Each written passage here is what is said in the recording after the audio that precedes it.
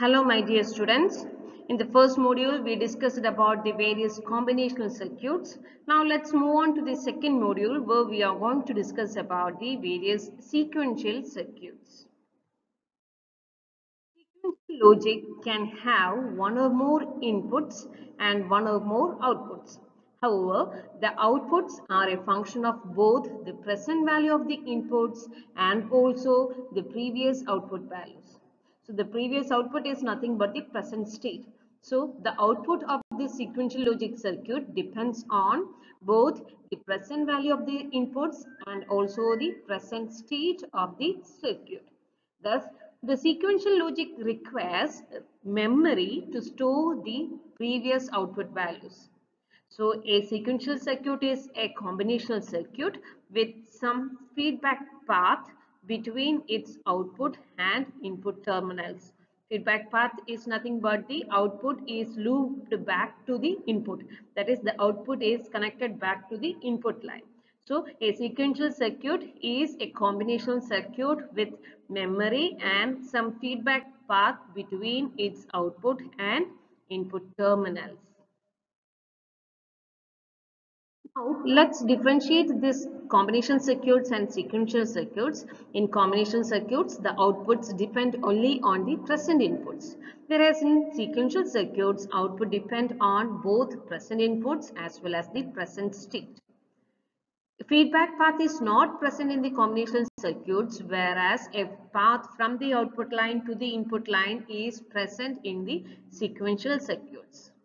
Since we are considering only the present inputs, memory elements are not required in the combination circuits, whereas memory elements are required in the sequential circuits to store the present state. A clock signal is not there in the combinational circuits, whereas clock signal may be there in the sequential circuits. And it is easy to design the combination circuits, whereas it is difficult to design the sequential circuits. Okay. Now let's look into the classification of sequential circuits depending on the timing of the signals. We'll be having two types of sequential circuits, asynchronous sequential circuits and synchronous sequential circuits. In asynchronous sequential circuits, the circuits are not controlled by a clock signal. That is, the events can take place any time inputs are applied. Okay, so the output will be generated when the inputs are applied. It is not controlled by a common clock signal. In the case of synchronous sequential circuits, the circuits are controlled by a clock. That is, the circuits will be active only when the clock signal is present. Okay. So, though we are applying the values to the input terminals, it won't consider if the clock signal is inactive. Only when the clock signal is active, the input values in the terminal will be considered. Okay, that's the case of synchronous sequential circuits. Okay, so we'll be having two types of sequential circuits, asynchronous and synchronous. Asynchronous is not controlled by a clock, whereas synchronous is controlled by a clock. Fine. Now let's discuss about the clocking. What do you mean by clock signal? A clock signal is a special circuit that sends electrical pulses through a circuit. This circuit can change the state based on this clock signal. The circuit can change the state on the rising edge of the clock signal or on the falling edge of the clock signal or when the clock pulses reaches its highest voltage. Circuits that change state on the rising edge or on the falling edge of the clock pulse are called edge triggered. Okay, that is, the circuits are triggered when there occurs a rising edge or the falling edge of the clock pulse. So based on that, two types of edge triggered circuits are there: positive edge triggered and negative edge triggered. Positive edge trigger means the sequential circuit is operated with the clock signal that is transitioning from the logic low to the logic high. So it is also called as rising edge triggering. That is, the clock signal will be active on the rising edge. Okay, the circuit will be triggered on the rising edge of the clock signal. That is, we are going to have a transition from the low to the high. Okay, so this positive edge triggering can also be called as rising edge triggering. Similarly, we'll be having negative edge triggering, which is also called as falling edge triggering. The circuit will be operated when the clock signal is moving from the logic high to the logic low. That is, a transition from the high to low occurs. That means whenever we are having a falling edge, the circuit will be active. So that is the negative edge triggering. So the circuit will be triggered on the negative edge or on the falling edge of the clock pulse. Okay. So two types, positive edge triggering and negative edge triggering, based on the fact that the circuits changed its states either on the rising edge or on the falling edge of the clock pulse. Level triggered circuits change the state when the clock voltage reaches its highest level or the lowest. So based on that, two types of level triggering are there: positive level triggering and negative level triggering. If the sequential circuit is operated with the clock signal when it is logic high, then that type of triggering is known as positive level triggering. That is, the circuit will be active when the clock signal is at the logic high. Okay. If the sequential circuit is operated with the clock signal when it is at logic low, then that type of triggering is known as negative level triggering. Okay. So the circuit will be active when the clock signal is at the logic low. So we will be having two types of level triggering. Level triggered circuits are circuits which changes the state when the clock voltage reaches its highest level or the lowest level. If the circuit or the clock, if the circuit is active and the clock signal is at the logic high, it is called positive level triggering. If it is at logic low, then it is called as negative level triggering. Fine. So in sequential logic circuits, we require a storage or a memory element to store the present state of the circuit. Fine. The flip-flops and latches are used as the data storage elements in the sequential logic circuits. So what is a flip-flop? A flip-flop is nothing but a digital circuit which functions as a memory element with two stable states that can be used to store the binary data. Since it consists of two stable states, this flip-flops can also be called as a bistable multivibrator. Since it is used to store the binary data, it can also be called as a binary or a one-bit memory element. Okay, so the stored data in the flip-flop can be changed by applying various inputs. So a flip-flop is made up of an assembly of logic gates. So it is a group of logic gates. Okay, so a flip-flop is constructed by means of a group of logic gates. Fine.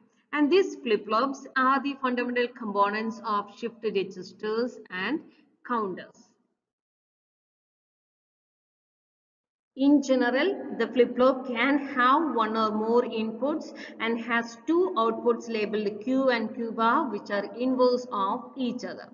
The inputs are used to cause the flip-flop to switch back and forth between its possible output states Q and Q bar. So the inputs are used to cause this flip-flop to switch back and forth between the Q and Q bar. Fine. The input signals which command the flip-flop to change its state are called excitations. So as we discussed, both the latches as well as the flip-flops both can be used as the data storage elements in the sequential logic circuit. Okay, fine. What's the difference between these latches and flip-flops? Let's look into that. The basic difference between a latch and a flip-flop is a gating or clocking mechanism. Latch refers to a non-clocked flip-flops because these flip-flops latch on to a logic 1 or a logic 0 immediately upon receiving the inputs. Okay. We can have gated latches. Gated latches are nothing but latches which responds to the inputs only when they are enabled by an enable signal. Okay. So if you are using a control signal, only when this control signal is active, only when this enable signal is active, these latches will respond to the inputs. Okay, so such type of latches can be called as gated latches. And if the control signal or if the enable signal is a clock signal, then it is called as a clocked latch, that is the flip-flop. So a flip-flop is a synchronous and is also known as gated or clocked latch. Fine. Then based on the operations, the flip-flops can be basically of four types. They are RS flip-flop, D flip-flop, JK flip-flop and T flip-flop. Let us first discuss about the SR latch. The S stands for set and R stands for reset. So SR stands for set and reset. And this is the basic flip-flop among all the flip-flops. And this latch consists of two inputs S and R and two outputs named as Q and Q bar. This Q and Q bar, they are always complements. Okay. The input lines S and R are used to control the state of the flip-flop. And the state of the flip-flop is taken to be the value of the Q. Okay, so the state of the flip-flop is always taken to be the state of the Q output. Okay, if if the Q is 0, then it is in the reset state, and if the Q is 1, this flip-flop is in the set state. Okay, so this flip-flop can be in two states. It can be either in the set state or in the reset state.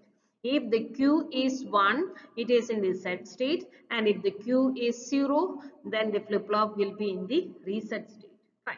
This SR flip-flop can be constructed with the help of two cross-coupled NOR gates or two cross-coupled NAND gates.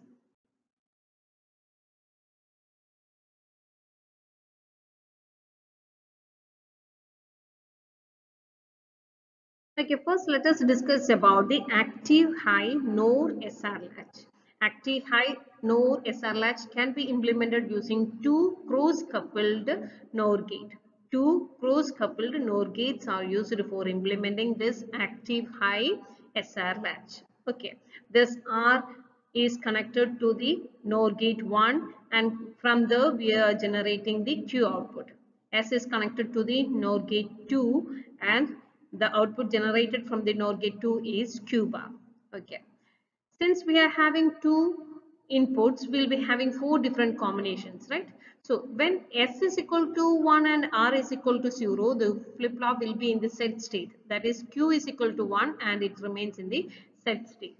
And if it is S is equal to 0 and R is equal to 1, R stands for resets, right? So the Q will be equal to 0 and the flip-flop will be in the reset state. Then two more conditions are there, 0, 0 and 1, 1 condition. 0, 0 means there is no change in the flip-flop state. So whatever be the previous state, it remains in that state. There is no change in the flip-flop state. Okay. And for the condition 1, 1, that state is an invalid state in this SR latch. Okay. 1, 1 combination is an invalid state, or also called as forbidden state or prohibited state in the SR latch. Okay, let's look into this working of this active high NOR gate. Initially, let us have this Q as 1. Okay, let us have this Q as 1. Okay, we are going to set this, we are going to check the 0, 0 condition. That is, S is equal to 0 and R is equal to 0. Initially, Q is equal to 1. So, since initially Q is equal to 1, the second input to the NOR gate 2 is 1. Okay, so S is equal to 0 and the second input is 1. 0 plus 1 is 1. One complement is 0. So we are generating the Q bar as 0. Okay, and this output is connected as the input to the NOR gate 1. Okay, so to the NOR gate, the inputs are R is equal to 0 and the Q bar, that is 0. 0 plus 0 is 0 complement, that is 1. That is, the Q will be having the value 1. Previously, Q is in the one state. Now also Q will be in the one state. That means there is no change in the state. Similarly, let us look into this R is equal to 1 and S is equal to 0 condition. R is equal to 1 and S is equal to 0 condition means the flip-flop should move to the reset state, right? Okay, R is equal to 1.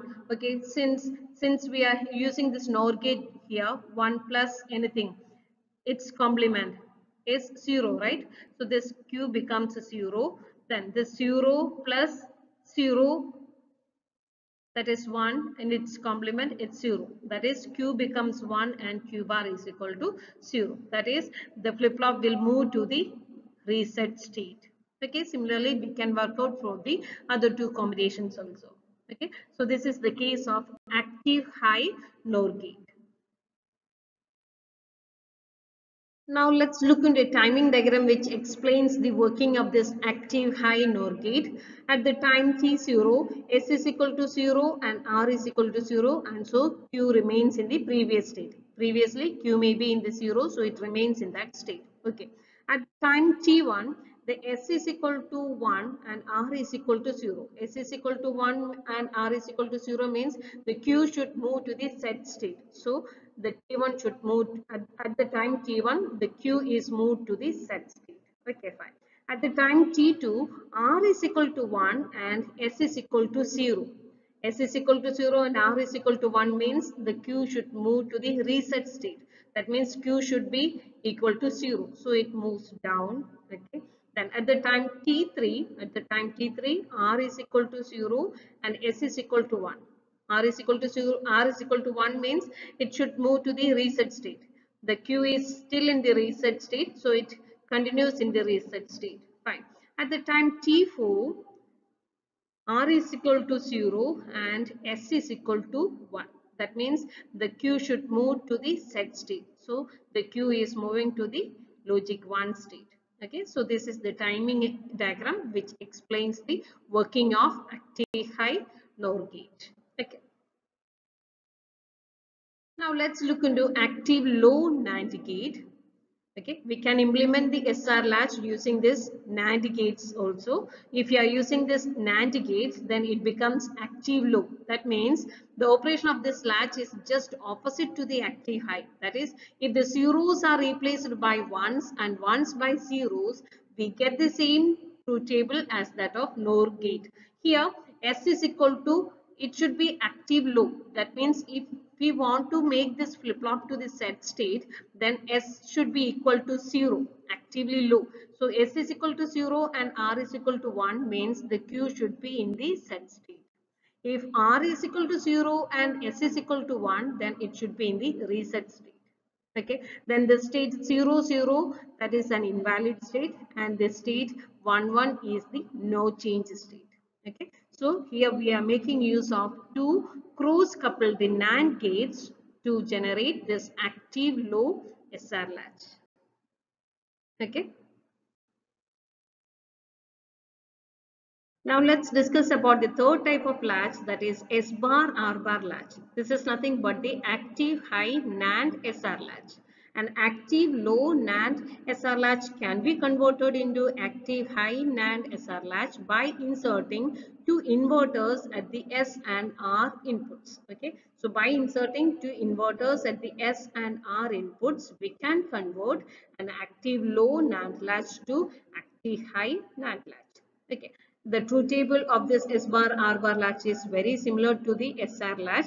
The only difference is that instead of taking this S and R as the inputs, here we need to take the S bar and R bar as the inputs. Okay. If S is equal to 0, R is equal to 0. That means if S bar is equal to 1 and R bar is equal to 1, the flip-flop should remain in the previous state. Okay, fine. If S is equal to 0 and R is equal to 1, that means it should move to the reset state, right? If S is equal to 0 and R is equal to 1, that is S bar is equal to 1 and R bar is equal to 0, the flip-flop will move to the reset state. If S is equal to 1 and R is equal to 0, that is S bar is equal to 0 and R bar is equal to 1, then it should move to the set state. Then the 0 0 combination for the S bar and R bar value is the invalid state. Let us look into the timing diagram which explains this process. If at the time t0, S bar is equal to 1 and R bar is equal to 1, say if it is 1 1, there is no change in the state, fine. At the time t1, R bar is equal to 0 and S bar is equal to 1, R bar is equal to 0 and S bar is equal to 1. That means the flip-flop should be in the reset state. So it remains in the logic 0 state. Fine. At the time t2, S bar is equal to 0 and R bar is equal to 1.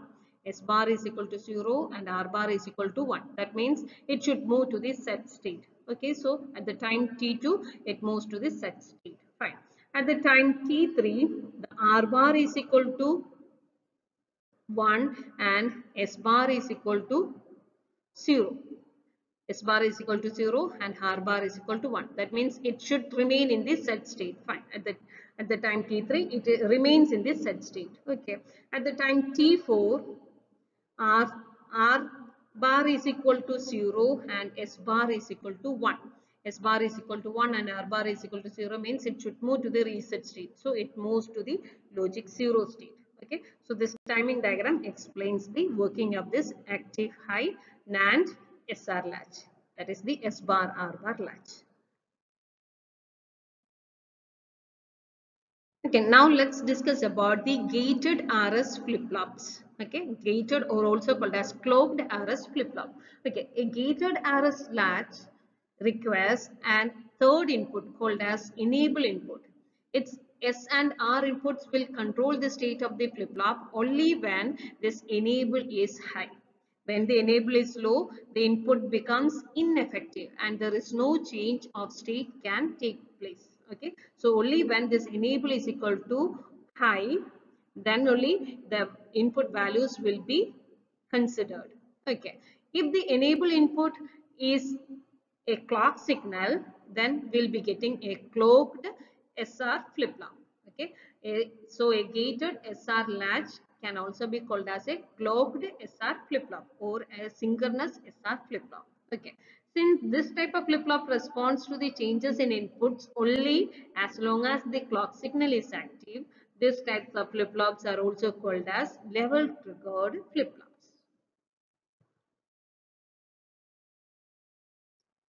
Two AND gates connected to an ordinary RS flip-flop constitute a clocked RS flip-flop. Okay, two AND gates connected to an ordinary RS flip-flop constitute a clocked RS flip-flop. These two AND gates are called as steering gates. Okay, two AND gates are called as steering gates.